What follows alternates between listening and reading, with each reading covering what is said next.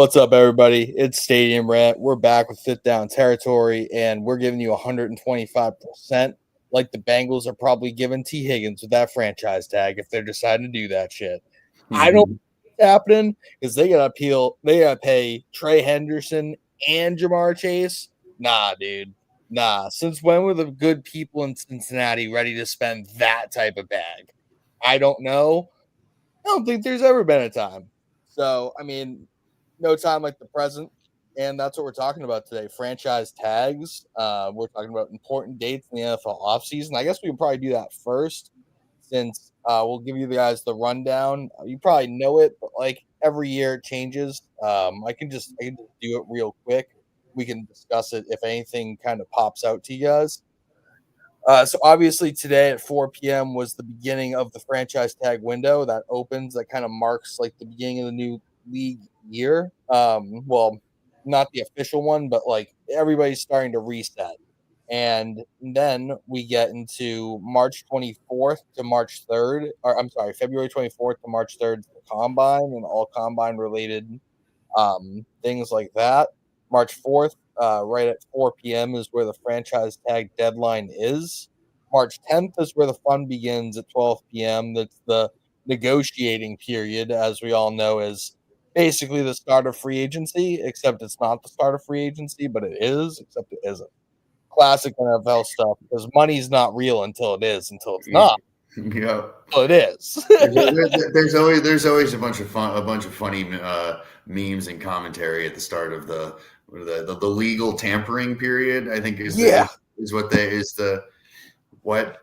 Yeah, we know that the negotiations have been going on a lot longer than just that too. It's probably combine weekend is where these things really start to happen because all the owners and all the GMs and scouts are all together, and it's that whole thing. I mean, there's the clip from the Giants offseason Hard Knocks where he's talking to them about dealing some trades, and he's like, off the record, we can talk. On the record, we can't talk.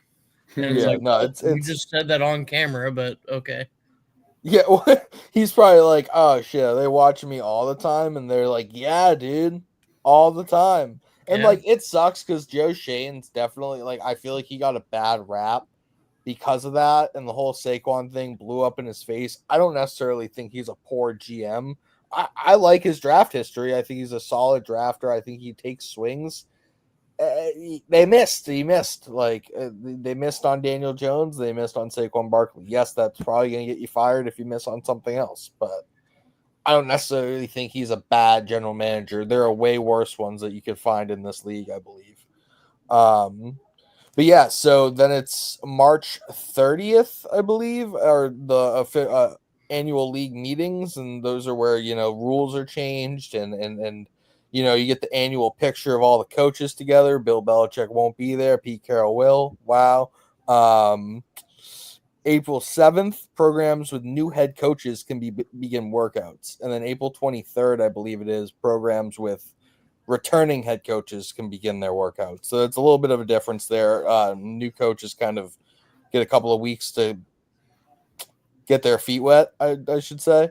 Then obviously April 16th to April 30th is where like the draft happens. You're doing all these physicals, the medical examinations, more meetings, and the final details on contracts are being kind of worked on. I believe let's see here. It's the right of first refusal, restricted free agents who sign their offer sheets, like that's all like coming to a deadline in April 23rd, right before the draft. And then May 1st is for fifth-year option players to select in the first round of the 2022 draft. It's the deadlines for those contracts. And then we're into July 1st, and that's June 1st. That's the big one for post for dead cap hits and post June 1st designations and all of that type of stuff for saving this real fake money that the NFL loves to put on display.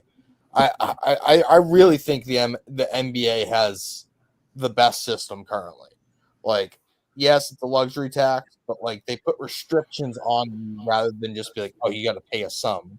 Like you start losing the ability to make moves and certain things and do other things teams under the apron can do. The NFL is essentially the MLB with fake salary rules. Like you can spend as much money as you want if you want to keep kicking it down the can. We can make that like the contract magic work. Minus the deferred contracts that the Dodgers keep throwing at us. Yeah. You can't do that. You can't do That that. that I cannot wait for the next CBA to address. But that's the Saints have been trying to do it. I feel like the Saints have been trying to do that shit for 5 years. That's semi-valid, but they're like, yo, Drew, can we pay you in 2038? You think that's fair, buddy? But yeah, so that's kind of like the rundown of the important dates in the league year. It changes every year. I mean, they're pretty close, but you guys have anything that sticks out to you with those dates or anything that you wanted to say about that, Bahooke, Nolan? Yeah, go ahead, Nolan. I definitely think that franchise tag window opening up is a big one. I know, like that's today. So I definitely think this is a big period just because with the amount of high value free agents that there are across the market, you're really going to see teams get a little active here over the next couple weeks, at least I would think. Because some of them, they want to get this deal done. They want to tag these guys and move on from it, or they want to get the tag done and have enough time to negotiate so that they have a few months in case nothing works out right away. They have a few months to kind of talk with these guys before money becomes pertinent and they got to start cutting guys. So I would say the current window we're in, and then that when that free agency window opens up March 12th, that's always a fun time in the NFL, just because that's where you can really, really start to see where guys are going to go. And it's just like the NBA or MLB free agency period where you might see some superstars say, all right, I'm done here. I'm going here because they offer me more money. Just things like that. So 2 big periods for sure, just over the next really month and some change. Yeah, I think that was a really good synopsis right there. I was muted. The NFL doesn't, or the MLB doesn't have shit on the NFL like off, like, you know, like they're just promotional schedule. Like I just said, like they're year round. It's a year round promotion for them. For In sure. the MLB, it took like 3 months for a marquee guy like Alex Bregman to get a deal. That doesn't like happen in the NFL. You know what I mean? It's like a 3-day window where it's like bang, bang, bang, bang, bang, everything's done. You got a couple of stragglers. Spring training's starting this Friday though. It's back pretty quick. I'm probably going to Yankees Rays right up the street here on Friday. Fuck the Yankees. But I digress. Going back to what Nolan said about the marquee free agents, like all of these guys who were talking about franchise tag, don't franchise tag. Whether we think that they're deserving of the tag or not, these are still guys who are like first like 3 to 5 day free agent signings. Like it's you like the top end guys, you always get signed quick because that's when teams have money. So that's always like one of my favorite parts of Madden franchise is when you turn over the new season and you advance days and it's because that really is kind of how it is, and it's like after so many days, this guy's gone, and there's always like 2 or 3 guys. It was last year or the year before we were talking about all the running backs, and then they all got tagged, and that was the talk. Like, are these guys gonna hit? Are these guys gonna hit? No, but that's what they need us here for, is to talk about it and speculate. What else were we talking about? There's another point. I personally hate the franchise tag. Like I get it for a 1 year, like you get the franchise tag, but I don't think that there's enough penalty on it to because like you could use it 3 times up to onto a player.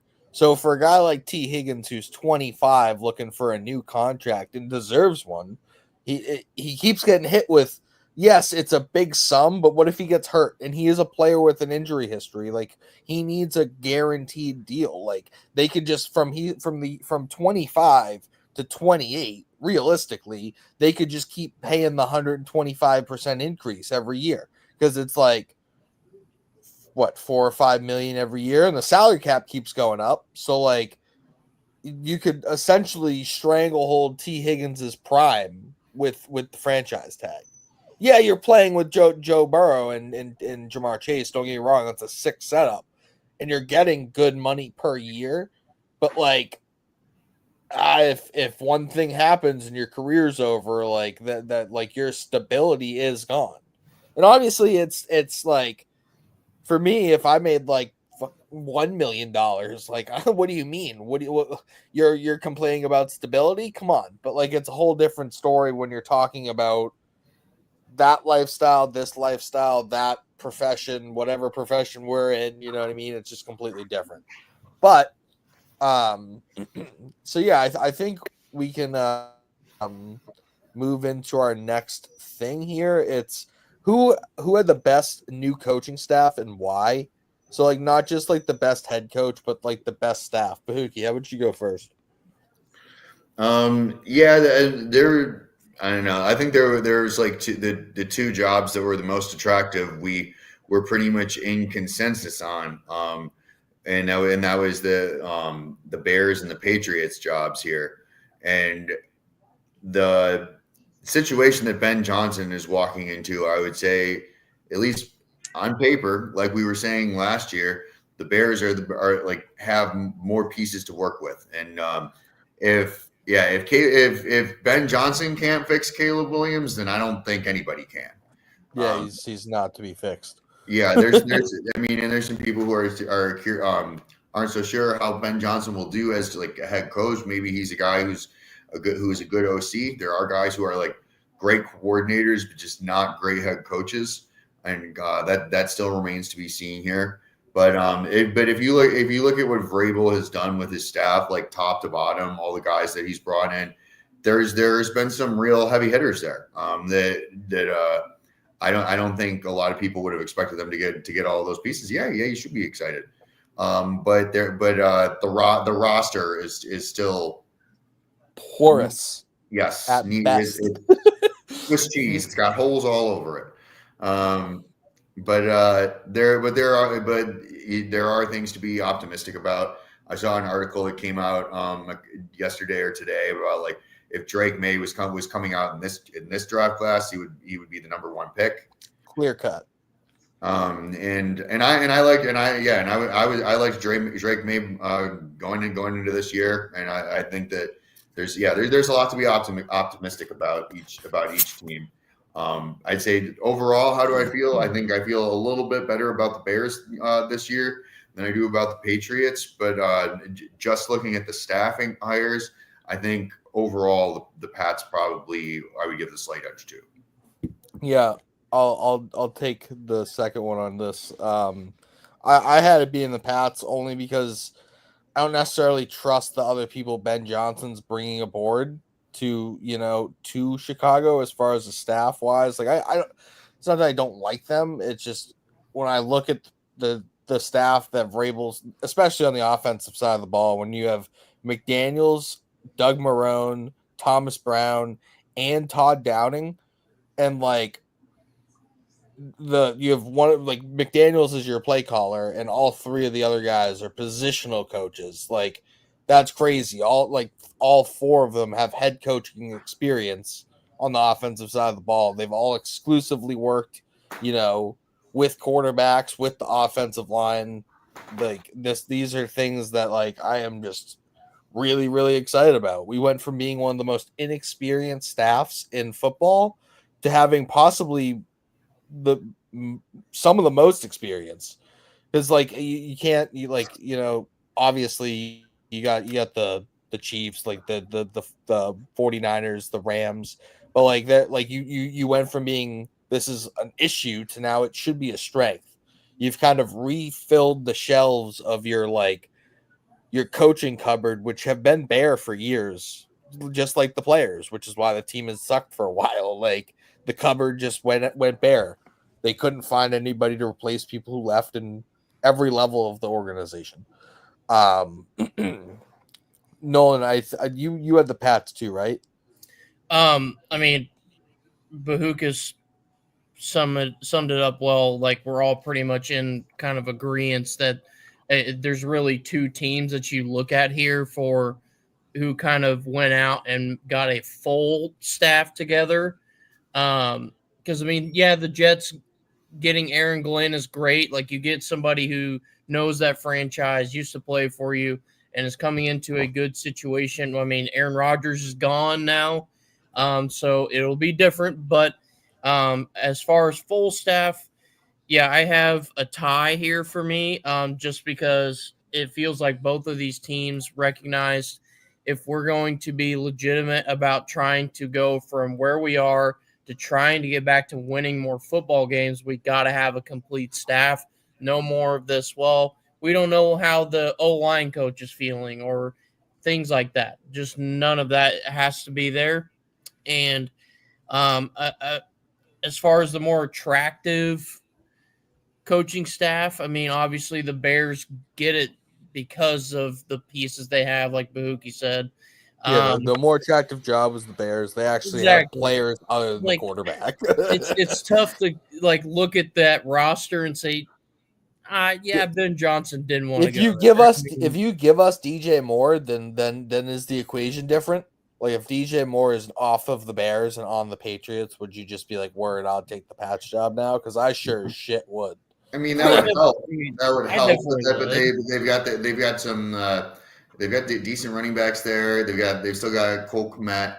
They've got Romo Dunze really coming on. That dude's gonna that's why I think they can trade DJ. Like, that's why I think they can move more. You know what I mean? So I think, let me put you guys on the spot though, real quick. I didn't put this in our show notes, but who had the worst coaching hire? Can't say Brian Schottenheimer. I mean that's Can't say Brian. That's the answers. So let's move from the Brian Schottenheimer answer because that's the obvious one because it was fucking stupid. But like I think yeah, the two going back behind the top two, I think would be Aaron Glenn, and honestly, I think the Saints getting Kellen Moore at the end right there after no one was going to take that job. I think the Saints could have done a lot worse than landing Kellen Moore. Yeah, I agree. I agree with that. And then what are the other head coach? Pete Carroll to Las Vegas. That wasn't a great hire, but again, who was Las Vegas getting? I think that was about as good of a hire as they could hope to make. Yeah. What are the other jobs? I mean, Cohen going to Jacksonville was kind of a circus show. Yeah, definitely with that awkward Duval chant. Duval, bro, so some guys just don't have like a lead. Like, you look at him and you're like, yeah, you don't look like a leader of men. He might be a really good like X's and O's guy. He's probably gonna get a lot from Trevor Lawrence, but like, I would not be surprised if that defense is even softer than it was last year. And it was soft last year, yo.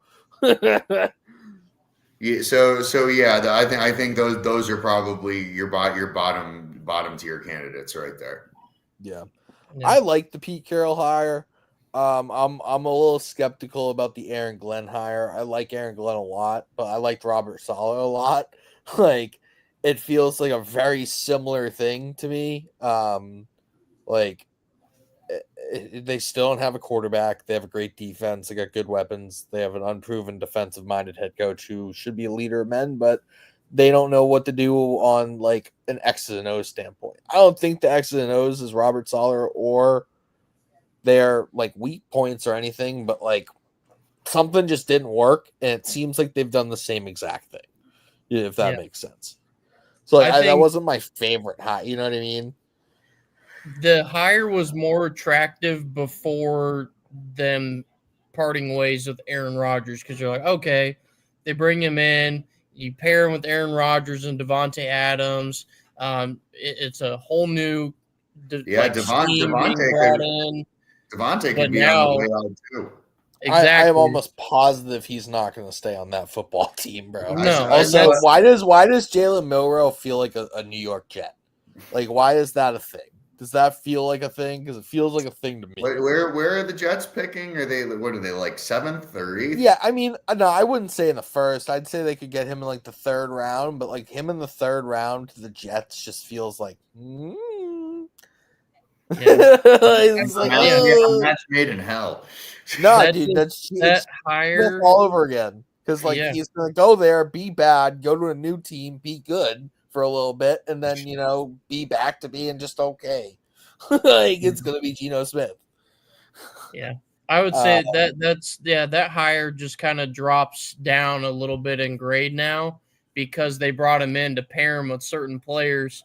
But if you're gonna move on from those guys as soon as you brought him in, well, you're gonna have to make a splash in the draft.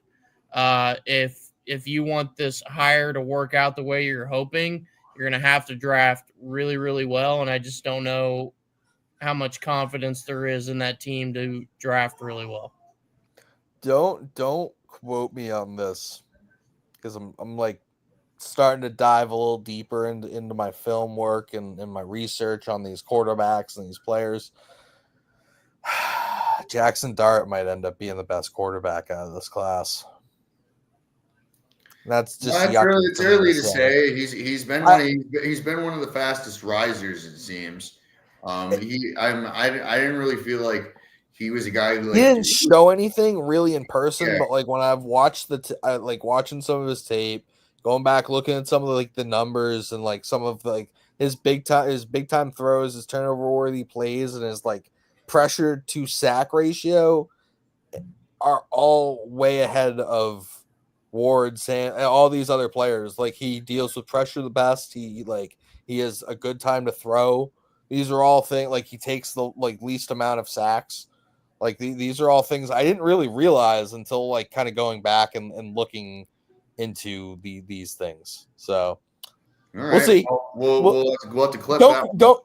I said don't quote me on it yet. I'm starting the process. JC, if you're watching, clip it right now. All right. If I'm right, you better be ready to hear that. This is Zach. So, we need a new Zach Moss for this year.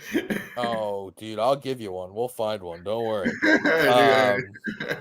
The washed up bum who just everybody loves. Let me find one for you. So let's get into our worth the franchise tag segment here. We'll just start by doing player name, and then we'll go around and kind of say why they're worth it, why they're not worth it, or if we think they're going to get it. We can start with T. Higgins. Nolan, how about you start? Yeah, absolutely. I would say out of the group we're going to go through tonight, I think he might be the most worth it out of anybody that we're going to talk about. Unfortunately, he's just paired with one of the best receivers in the NFL in Jamar Chase. So I definitely think he's worth the tag. Now, for the price he's going to command, I don't think Cincinnati's going to want to pony up the dough unless you're willing to sacrifice losing someone like Trey Hendrickson along the way. So you got to decide, do you want to lose a wide receiver 2, or do you want to lose your top edge rusher in the process and keep that wide receiver 2? Now, maybe they have money sitting around that they figured out somehow. They cut some of these these salaries and these contracts, and they make the money work. But, I mean, if you're going to tag T. Higgins, he's going to command that top dollar. So I definitely think he's worth it, but I don't know if the Bengals can pony up the dough. If they tagged T. Higgins, he would get 125% of what he made last year, which was he was on the franchise tag last year, because then it doubles that every year. So next year, if they tagged him again, it would be 150% of what he made this year, which would be $32.5 million. So the tag's 25.6, and it would bump up to 32.5 because it's the second year of him being used on the tag, which would put him $3 million away from Justin Jefferson's salary for 1 year. Is that is that really what you're going to do? Are you going to lose 17 sacks a year? When you also, if you're looking at the draft board, Amika, Abuka, Luther Burden, one of them feels like they're falling to Cincy at 18. Like it really does. It feels like one of them is going to fall. And if they let go of T. Higgins, they draft one of those dudes, pair him with Jamar Chase, bing, bam, boom, you're right back at it. Like that seems like the Cincy way to me, man. They're gonna pay Jamar Chase because you absolutely have to do that. You're gonna pay Trey Henderson because if you don't, you're gonna have even worse of a defense than you had last year. And what's the odd man out there? It's T. Higgins and his $32 million salary, which he is worth. Don't get me wrong. I would pay T. Higgins $35 million a year. But the Patriots have $128 million to spend. So they could blow that money, baby. You know? Like that's not the case in Cincy. And also, how are you supposed to make your defense better if you're you spend all your money retaining 3 players of a team that just won 8 games? It's the model what the Pats did last year, just in a way better move. You're like, oh, let's just go re-sign all the players that got us 4 wins. Sick. What are we gonna do? We're gonna get 4 fucking wins again. What do you know? So, Bahooke, worth it or not worth it? T. Higgins. Yeah, this is a good one to talk about because T. Higgins. This has been like an ongoing saga, and it's good. And then there's been like spin-off sagas that have come out of it with Jamar Chase, and now some of the comments Joe Burrow's been making, like about how he wants to keep everyone together, and it could be Joe Burrow could ask for a trade in the next year or two, like depending how things shake out here in Cincinnati. I don't think that's the craziest take, but no. you use the Pats as an example. The example I want to use is one that we're gonna circle back to when we talk about Javon Holland later. But the Dolphins, in the way they've invested their money in paying max money to 2 wide receivers and now a quarterback. And what did we see happen to their defense last year? They had to let go of Christian Wilkins and Van Ginkel, who were like 2 of their best players, and they weren't able to really upgrade their offensive line. The best they could do was bringing back Austin Jackson, who's mid at best. Yeah, I'd be thrilled with him, but he's meh. Yeah, when they made those moves in the offseason, I really felt like the writing was on the wall for the Dolphins. Even like everyone was like, saying the writing was on the wall for the Bills and yada yada, but they didn't fix their biggest need, was their offensive line, and their defense got worse. And kind of like what you just said, that's basically what's going to happen to the Bengals if they decide to just try and keep the band together with these guys. Maybe we see another season where Joe Burrow, throws for 5,000 yards or something like that, but at what cost? That iteration of that Bengals team fell apart the moment Jesse Bates went to the Falcons. Yeah, that was a big loss. That felt like their glue guy. That felt like a big guy in their defense who made calls, who made sure everything was the way that Lou Amarillo wanted it to be. You know what I mean, on the field. And they lost him, and they've kind of fallen apart since then. I mean, obviously they've had injury issues and other unforeseen things. But even to take it one step further from that, so I'm with you that you gotta let this guy go, get his money somewhere. Not to say he doesn't deserve it, but just the math equation that is roster construction, it does not make sense mathematically. And then if you look at what the Chiefs have done, what the Bills have done in the past years, and pivoting off of wide receivers, the wide receivers they have are younger, I will say, so it's a little bit different. But Jamar Chase himself is inherently different. Yes, himself. I'm not disputing that. But just long term, it's really hard to keep teams together that way. And I feel like that was a lot about why Andy Reid pivoted to going 12 personnel and investing more in tight ends in the run game, because it's a little bit more sustainable, maybe not quite as flashy. But cheaper. Yeah, it's cheaper. All right, I think we can move on to the next guy. Or Nolan, did you talk? Yeah. I started You as talked on Yeah, me. yeah, we can move on to Sam Darnold. Yeah, go for it, Bahooke. Then we can go me, then Nolan. Nolan, you could start the next one. That like that. Yeah, this was one that we actually this was a topic that we pretty much talked about like right after the Vikings got bounced. Like where are we at with him now? And basically, yeah, his last 2 games sealed his fate. Had they won that game against Detroit and got the 1 seed, definitely would have helped his cause. And if they had won if they had won a playoff game, if he had went on the road and won a playoff game for him, that also could have helped save his job. But after you drafted JJ McCarthy, I don't know. I guess is you like that would be if you're gonna give the money to Sam Darnold, then you're probably talking about like trading JJ McCarthy to try and recoup a bunch of picks. I don't think that's the move. But I think like those are the 2 paths that you would take. See, I don't necessarily know only because of the ACL tear. Like, what if he's just like not ready to come back, and you have this roster with Justin Jefferson. That's what I think. I think that's why they made the move for Daniel Jones. That's true.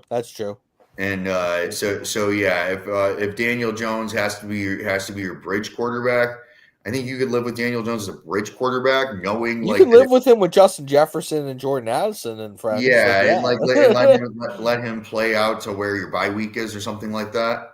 Yeah, that's usually getting McCarthy back up to speed is like basically where you want to be. You don't want to force him out there is what I was trying to say, you know.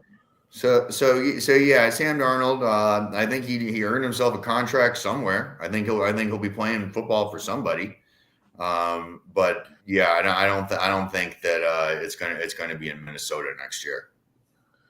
Word. Yeah, I'm gonna say no for Sam Darnold on the franchise tag only because it's the franchise tag for a quarterback right now is $41.3 million. I'm sorry, brother, but like I'm not paying Sam Darnold $41.3 million for a year of football. It's not happening. I'm not doing That's it. I'm serious dough for a year. I am not doing it. I'm not doing it. I'd rather you hit me in the skull with a hammer. I swear to God. Like he is the epitome of like, yo, give me the 80 million for like 4 years and I'm gonna be chilling. 20 a year, give me the starting role, like throw me on the Jets back on or the Raiders or one of these teams that just like needs a guy to just like be there for a little bit. Don't give him 30 million. Certainly don't give him 41 million. 20 to 25 is right where the range where he should be making that money. And he proved himself to at least be a worthy quarterback of that. And damn, man, if you didn't throw up on yourself, you were looking at such a fat payday. Oh, you're so right, Bahooke. Those 2 games, just that was like a $50 to $60 million swing for Homie. That's so he cost himself some bread there, no question. Yeah. Nolan, what's your thoughts on Sammy Dimes? So I'm in the same boat. I don't think he's worth $40 million. And literally one of the first things I typed on our show sheet after a Super Bowl win, ? Hell yeah. After how their season ended, no. So I mean, I definitely could see the Raiders maybe trying to put together a deal, pair him with Pete Carroll if they don't go try to push for Russ to leave Pittsburgh and come there for a bag of chips to play with his old coach. But if they want to bring him there and maybe he can be what they hope Jimmy Garoppolo would be, and pay him a decent amount, then I could see that working out. But definitely the $40 million is definitely out of the question here for Sam Darnold. That makes me sick. All right. So yeah, the next one we have, I believe, is Trey Smith, and this is your team. So Nolan, Yes. kick us off. Yeah. So unfortunately, I don't think he's worth the tag in Kansas City's case. With the money situation that they're in, even if they manage to salary dump some of these like 1 year deal guys, um, they're gonna have to still choose between him or Nick Bolton. And I'm sorry, I would rather keep Nick Bolton long term than Trey Smith at guard. It's very, very clear that the O line group that they had crumbled in the biggest moment. And I'm not saying he's not worth good money because he is. I think Chicago is going to be aggressive in trying to get him to go be a star all-pro guard for them on that team. But as far as Kansas City's case, yeah, I don't think $25 million tag for Trey Smith is going to happen unless you want to sacrifice other guys that I think will benefit you more long term than Trey Smith will in 3 to 4 years. Yeah, no, I definitely agree. I mean, the thing about the guard franchise tag is that they don't do it off the guard payment; they do it off of all offensive lineman payment. Oh, wow. So he's getting the top 5 average of the tackle market. Yeah, it's in juice. that average. It yeah, is so juice. and that's why you can't. That should be addressed in the CBA. And that's also why you can't give it to a center, because you're not giving $25 million to a center. I'm sorry, that's just, you can't do that. It's not feasible in today's market. Like, that's not something you can do. So, like, Trey Smith was actually my number 1 target for the Patriots. I love the guy, and like watching the Super Bowl and seeing him struggle like that definitely sucked. But like, it's like, it wasn't like it was just him. Like, their whole offensive line got thrown back, and they have a really good offensive line. Like, I don't know how many offensive lines would have stopped that Eagles defensive front. Nah. So like, and when we're comparing him to the players that are on my team, or the team that I root for, not my team. Wish it was my team. Good God, man, it's not even a discussion, the difference in talent level of Trey Smith and the dudes that were playing for protecting Drake May this past year. So yeah, no, he's just, with the Chiefs financial situation, $25 million for any player is really tough to swing currently. Boogie, what do you think about Trey Smith? And then you can lead us into, I think it's Javon Holland. Yep. Yeah, I should be able to. Pretty much the back half of what Nolan said. Bringing Nick Bolton's back has got to be like the top priority for the Chiefs this offseason, and retaining Chris Jones too. I guess there's talk about him potentially retiring. I don't know if what would that do to their salary cap though? Like, if he retires, wouldn't that be like almost good for them? Like, if they like that's like a $33 million cap hit, I believe. I guess probably. I don't know exactly how that all works. I know, like, I think like some guaranteed money, like sometimes you still end up paying guys like after they retire. I'm pretty sure the Bucks were still paying Brady like a year like the year after. Yeah. So probably yes, but he's also like that, like, game wrecker type, and a game wrecker on the inside, which is like really helps for the run. And I think for all the excuse me, for all the talk that we give to game wrecking edge rushers, like a true game wrecker in in the interior, like, it really makes it difficult to run the ball against that team. And like we had that discussion in the Senior Bowl. I don't know if you remember it with Jim and them. They threw it a poll. So yeah, I was on the defensive tackle side as well. I totally agree with you. So would it help them financially? Maybe until then, like, teams start running the ball all over them, and it's like, oh wow, I wish we still had Chris Jones. Yeah, I guess. So ideally, they try to keep Chris Jones and Nick Bolton, and keep the center of that defense fierce. And so with that being said, yeah, it's unfortunately just a cost of doing business with Trey Smith here. Yeah. All right. Lead us into Javon Holland. Javon Holland, same, pretty much the same conversation that I've had with most of these guys. It's been the same thing with the T Higgins trade, or the not trade tag, because of the way they're invested in Tyreek and in Jalen Waddle. I think if the Dolphins can trade Tyreek, they should. Though, like, yeah, he's making like, I want to say $30 million this year and $55 million next year. I'm pretty sure. 55? I'm pretty sure that, like, you can fact check me on that, but I'm like pretty confident on that one. I don't think I want to. That's gross. Yeah. So with the stuff that he's got off the field, and like, what are you really getting back for Tyreek at this point? Them homies always going 500 too. They ain't getting better at it. So yeah, they're not gonna be able to do this and have much flexibility. And this is again, like when they lost Christian Wilkins and Van Ginkel last year, it was like the writing was on the wall. And then they signed Shaq Barrett to a 1 year to be like the Van Ginkel replacement, and he retired in preseason. Yeah, he pulled a Chukes What's up? He pulled a Chukes for. Yeah, signed him. Homie retired in middle of the game. You know, or Anquan Bolden with the Bills. Antonio Brown style. He didn't even make Antonio Brown didn't even make it to the Bills. No, he didn't even retire. He just got up and left, walked off. Yeah, he just dipped.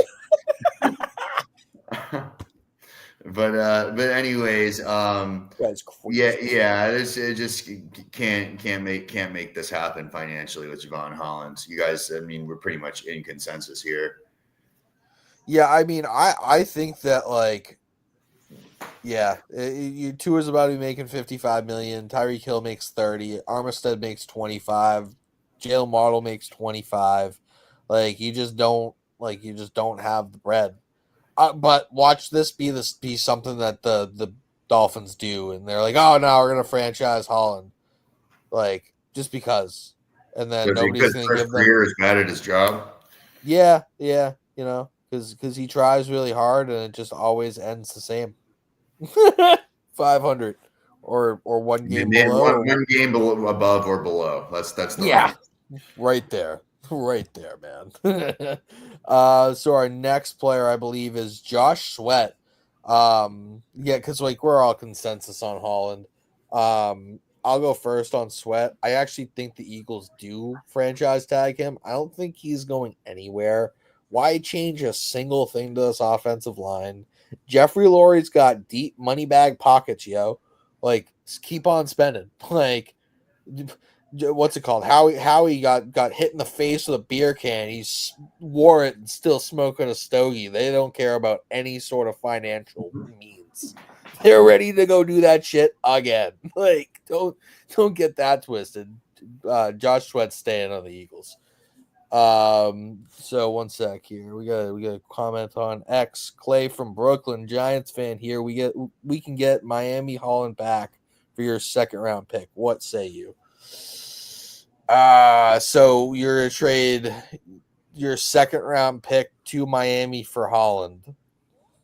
I mean, I'm with that, man. You guys got to replace Xavier McKinney, and Tyler Newman didn't necessarily, like, he's not really the same sort of player. He's more of like downhill. He's not really as good in coverage as McKinney was. So yeah, I think adding a player like Holland that gives you a real free safety in a league that ton of strong safeties playing that role. Like, so yeah, I don't hate that at all, especially like you guys always have good draft picks. You're not gonna run out of good draft picks as a Giants fan. Sorry, not sorry, but yeah. Yeah, I mean, if I was Miami, I'd be. That would be a pretty quick yes. No, we sign Holland. Take the signing bonus hit. trade him back to your second round pick. We have the cap space. I don't necessarily. I mean, I am not a member of the Miami Dolphins, so I don't have that cap space. But I don't necessarily think that they would do all of that for a safety. Yeah, I think you're better off as a Giants fan just going and signing Javon Holland. Personally, I think that would be a good move. But if Joe Shane's trying to do some more circus stuff, then yeah, that'd be cool. It'd be fun. I'd be interested in seeing that trade happen. We're on Josh Sweat. So Blake, you can go. I said the Eagles aren't letting him go. They're not changing anything. Yeah, this was a guy my dad was texting me about during the Super Bowl. Remember, where he was like, "Who was 19? This dude's an animal." And had him in one of our dynasty leagues. Filled in for me when Max Crosby got hurt at the end of the season, and was actually pretty reliable down the stretch through like fantasy playoffs. And I think that this guy would be a big time free agent that a lot of teams would love to talk about making a move for, that no one is going to have that opportunity for, because Howie Roseman is smarter than you. Yeah. Yep. Find myself saying that a lot. That really bugs me. Nolan, go for it. I'm in the same boat here. I think at minimum he earned a tag, just because this defense feels like such a fluid kind of movement thing, except for your D tackles. The edges are where they're kind of like, all right, well, we have Brandon Graham, we have Sweat now. Who's going to be who on the edges at least? Well, you could get some solidarity here by tagging Sweat simply because of how he played in the Super Bowl. I don't think you accidentally play the way that he did. He busted his ass, and he was at least in one point for me in the first half. I said this in our Super Bowl recap show. He looked like he was going to win Super Bowl MVP. I mean, he had 2.5 sacks, 6 tackles. Like, he was everywhere. So I would say at minimum, yeah, give him the tag, give him that 1 year guaranteed money. If he does it again, like Blake said, if he proves to you I am worth more than a tag and you can keep me long term and get some solidarity on the edge, then do it. I forgot to throw that point in. Thank you for bringing that up. It was in the person that came to mind was DeMarcus Lawrence when the Cowboys did that years ago. He really was like starting to break out, and they're like, let's give him the tag, and then they gave him the deal, and no one really. That's what the tag is good for. That's when the tag works. You're like, word, we'll give you the tag once. We'll figure it out over the next year. Prove it again. Show me you can do this like consistently. Then we can work out a long-term deal. Like a one-hit wonder is the perfect person to use the tag. It depends on the position too. I would say, like if at D end, for example, like it seems to like in quarterback, I would say a lot of the time you see it like work out for the players. I'd say like running back, when you see it, a lot of the time it's like they're trying to run the clock out on the running backs for their deal. So that they get older or injured, and then by the time that should not be allowed. By the time they're actually ready to sign a contract, the contract isn't there anymore. It was there 3 years ago when you were like in limbo. Yeah, I hate that. I absolutely hate that shit. Like I can't stand it. It downwaters the free agent class. It hurts some of your excitement from. Like you spend all year being like, "Word, this dude's gonna hit. This dude's gonna hit. This dude's gonna hit." How could they possibly give him the tag? They won't give him the tag. Oh, they give them the tag because they don't care about the fake money that they're not spending because they don't actually have to spend it until July 15th. Like it doesn't go into. They have from the moment that they issue the tag till the 15th to sign it. Like it's not like a deadline. Like the deadline for the tag is to issue it. not for it to be signed. Like that money doesn't hit your cap until that contract's signed. So they're like, oh well, we're earmarking that, and you can't really do anything, and like we're gonna do a couple of things that we can try, and you're beat.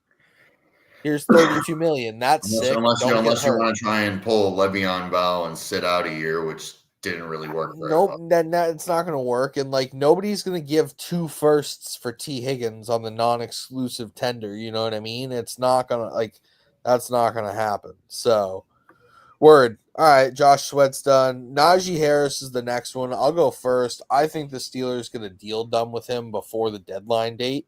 I think they get like a James Conner-esque extension where it's like 2 years, like 26 million with like 22 guaranteed. He's getting like 11 a year, give or take. I don't think people want to give him a ton of shit because he's not Derrick Henry, but like I don't think he's had a bad career. I think he's been a very serviceable running back behind a putrid offensive line with no quarterback. So like what do you want him to do? Like I think he's done all he can. So yeah, I don't think he gets the tag. I do think the Steelers work out a deal with him because that's just kind of something the Steelers like do. I feel like, yeah. Bahooke, go for it.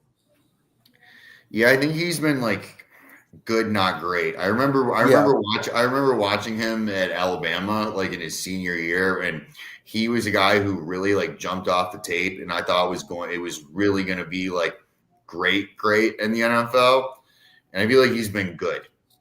And they're like unless a running back is like transcendent, like you know who those guys are, the guys who you like can't let go. I'm usually not in favor of like paying running backs. So like again, like it's just the math part of it, and this is a pretty good running back class. I think with that was like one of my big takeaways from us from us going to the Senior Bowl is like there's a lot of really good options coming up this year that I think you can get in probably some of the later rounds. Like so not like they're like not even like those second, third round guys. Like you might be getting guys in the 4th and 5th round who can be contributors. So I like Jaylen Warren. More of my dynasty bias. I have a bunch of Jaylen Warren stocks, and would love to see that might be the guy. That might be the guy. He's actually kind of good though. Yeah, and I think he's a little bit more dynamic. He's a good pass blocker. He's a good catcher. He's got a vicious stiff arm. I'm a little bit biased, but I think you still have that guy, and I don't know, maybe like an Ollie Gordon to kind of replace Najee Harris. Wouldn't hate that. Second or third for a guy in 2nd or 3rd round. Ollie Gordon to me just seems like a Chief. I don't want him to be. That'd piss me off. That would piss me off. Don't get me wrong, but like that just feels like it's round 3. It's like pick like 90 something. You look at the Chiefs, they're just like, yeah, we're gonna take Ollie Gordon, and he's just gonna run like 1,500 yards every year. And that's just how we're gonna run our offense now. I'm just gonna be so fucking mad. I think that is one of the next pieces for the Chiefs is to get that like dominant running back. Pacheco's another one who's made like I think is kind of got a similar profile to Najee, which is, I mean, sucks to say for Najee because Najee was taken in the 1st round and Pacheco is like a 7th round pick. Isaiah Pacheco runs harder than almost any human. I'll say that. Yeah, Pacheco probably runs harder like every single down. I think Najee probably has better ability in like those like moments. But I honestly think their values are kind of similar, and I don't think that like those are like the Saquon, Derrick Henry, CMC types that would really make a difference in a playoff game. So Pacheco, when he's healthy, I think is really, really good. I do think he actually is a difference maker because of that, how hard he runs. I just don't. When he's healthy. Yeah, I didn't say Gordon to replace him. I said Gordon as like an accent, There's like an extra profile. Yeah. you know what I mean. But yeah. So who's our next player on this board here? Ooh, Ronnie Stanley. Oh, I'm sorry, Nolan. You got Yeah, to go no, on. you take it. All good. I just keep it simple for Najee. I said the price has to be right. If it's not, he's gone. I think this will be a very quick process. It's either he's in Pittsburgh for a couple more years or he's gone quickly. Do you think And he's worth the $13.6 million of a franchise tag for 1 year? I think so, yeah. Maybe give you a bit more stability in your running back room because then you know you have your same two guys. And then that kind of allows you to not have to worry about drafting one, and you can worry about O line in the draft. So if that's the direction they want to go, then yeah, 100%. Use the tag on him, and just kind of have that 1 year. Say, all right, we got a year left on this. If you prove to be RB1 over Warren, then maybe a deal is in the cards next fall or next winter. But yeah, I think right now I would say he's worth it. But if they do a contract, yeah, the price is going to have to be right. Word. You can lead us into Ronnie Stanley. Sure. The Ravens are another team very similar to the Chiefs, where their cap space situation is horrible for a team that needs to try to retain valuable pieces, and Ronnie Stanley's one of them. If they can clear up the cap space and their salary troubles, then I think it's realistic that you could tag him and then maybe work out a contract at a later date. I see no reason why Ronnie Stanley wouldn't want to take that cap or that not the cap, take the tag situation and say, hey, we want to do a deal, but let us get through this winter's cap situation and then let's see where we're at. But we want to keep you around for a year. I think they could do it. They just are going to have to move the money around. Yeah. Bahooke, what do you think? I want you to go next because I like your take. All right, word. So yeah, I mean, Ronnie Stanley, it's an obvious yes if you're looking at the offensive tackle market and what the offensive linemen get for a franchise tag. Like if you can tag Ronnie Stanley for $25 million, fuck yeah, I'm doing that. I'm doing that every year. I'm sorry, like that's when I'm going to be a dick about the franchise tag as an owner. Like, yeah, it's a player I'm just like not letting hitting the open market right now. Like, I'm not letting that happen. But this is like it's just it doesn't look like the Ravens financially can handle a $25 million cap hit straight to the dome. Because that's the thing about the franchise tag. That money is real as soon as they sign it. Like as soon as you sign it, it's real. If they don't sign it, they're not playing. Like you can't just throw that out there and then like as a bluff. You know what I mean? You have to have a plan or else you're going to be caught holding the bag. The Ravens aren't the team who is caught holding the bag. So keep your eyes out for a Mark Andrews trade here. I think that I don't know exactly how much he's making. He's making around $15 million. If they relieve that money from their salary cap, they could tag Ronnie Stanley, keep him until that July 15th deadline to get a full-time or a long-term deal done with him. Like, if you're the Ravens, you can't let Ronnie Stanley go, and Isaiah Likely has shown some bursts.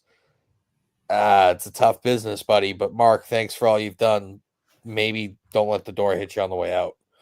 That's why I wanted you to go because that last part about the Mark Andrews trade. I read that and I was thinking, ooh, that's a juicy one right there. It's the only way they could do it. I don't see another way that they can get him on the franchise. It's either that or they negotiate the long-term deal before the franchise deadline date. So it's one of those. I'm an Isaiah Likely dynasty shareholder. I would love that one, and we've been on this take too since preseason. I remember Tori was bitching at us. Yeah. My girlfriend's favorite player is Mark Andrews for whatever reason. Don't ask me why. I don't know. Great player though. Yeah, I mean, she you're likes right. the Patriots too. So What's wrong with that? They're winners. but anyways, anyway. Oh man, could you tell we're friends? Yeah, it doesn't seem feasible right now. Is basically what my point was. Same reason as all these guys. Can you balance your books? And the Ravens are like a really tough bully ball team. And I think Ronnie Stanley is way more valuable of a piece of this team than Mark Andrews is right now. I really Mark Andrews has been in and he's had limited availability throughout the years. He's always kind of have a little nagging injury he's always been he's been pretty good and you've been expecting him to take a leap to elite, which he hasn't really done. And much the opposite of what we saw with Josh Sweat, kind of going back into the Sam Darnold conversation. That terrible playoff performance is got to sting. Not only the fans but his teammates and in the front office. And I know they all put their arm around him and say whatever bullshit they do to the media, but they're all pissed about it. I promise you. So yeah, I like that take a lot. If you can dish Mark Andrews and maybe get some draft capital back, and then franchise Ronnie Stanley. So when are teams able to make trades? Does that got to be the start of the new league year, or can teams trade now? So trading period for 2025 begins March 12th. And when is the deadline to sign the tag? The tag deadline is the let's see here, beginning of the franchise tag, March 4th, prior to 4 p.m. on March 4th. So that's a week, give or take, before free agency, the negotiating period opens. So yeah, so they have to have all their ducks in a row that week, pretty much. So in 3 weeks, give or take, this shit happens quick. This is why the NFL is king. Super Bowl ends, you have franchise tags. All of a sudden, then you have free agency. Bam! Next thing you know, we're in a draft season. All of a sudden, draft season's over. Then it's training camp. Oh shit! That's the preseason. Then we're back, baby. It's the NFL. It never left. Mm-hmm. That's what it does. They just have the schedule down freaking point, man. And the other leagues need to take notice, especially the fucking MLB. Your offseason takes 60 months to freaking come to a head. Everybody's just sitting there waiting. Who wants to spend the most money? Yeah, the MLB draft is not really a spectacle like the NFL draft. Not even on TV. Yeah. It's they don't even broadcast it. Yeah, I mean the NBA draft. I mean, really, it's the lottery that people really care but they about. have 3 nights for it though. That's broadcasted and marketed. Like the NFL, again, 3-4 nights that it's showcased. The MLB, it's not even on TV. The NHL, you don't see these dudes for 30 years. They continue to. I've had that dude's right since birth. I think the NFL deciding to move on from exclusively being at Radio City Music Hall in New York City to the rotating draft was a really, really good idea, especially for the Detroits, Buffaloes, Clevelands of the world that are just never going to get to host a Super Bowl. Some of those cities, it's grown, and it was Detroit seemed like they really put on and had a good time at the draft last year. Pittsburgh's going to be nuts this year. I think Pittsburgh's going to be a good time. But we are getting a little off track here. We got to go to Kelowna, Hufunga. We got Zach Bond and Ryan Kelly left. You can start us with Hufunga if you want, Bahooke. Yeah, safety, $20 million. Can't do it. Love that. I feel safe in saying we all kind of feel the same way about Hufanga, and also he's coming off an injury. Like, you can't give that's exactly what it's not for. Is that type of player? You can't do that type of thing. But now we're moving into Zach Bond. So, like, I can start with this one, then you guys can go into it, because I think it's, again, breaking down these like positional groups in the franchise tag market. Like, the outside linebacker is encompassing like linebackers who play on the defensive line. So, like, essentially, you're taking defensive ends and having them be outside linebackers, which is sullying the outside linebacker franchise tag, making it the linebacker tag is the second highest tag there is this year at $27 million. Bond's an interior linebacker. Interior linebackers don't even make $15 million. Somebody's going to pay him 20. The Eagles just physically can't do that. Zach Bond's going to go get paid what he's deserved and what he's worth in this offseason, again, hopefully by the Patriots. And, like, you can't really, as the Eagles, you can't pay $27 million for that because of this weird way that they're ruling in, like, interior offensive linemen, interior linebackers, interior defensive linemen.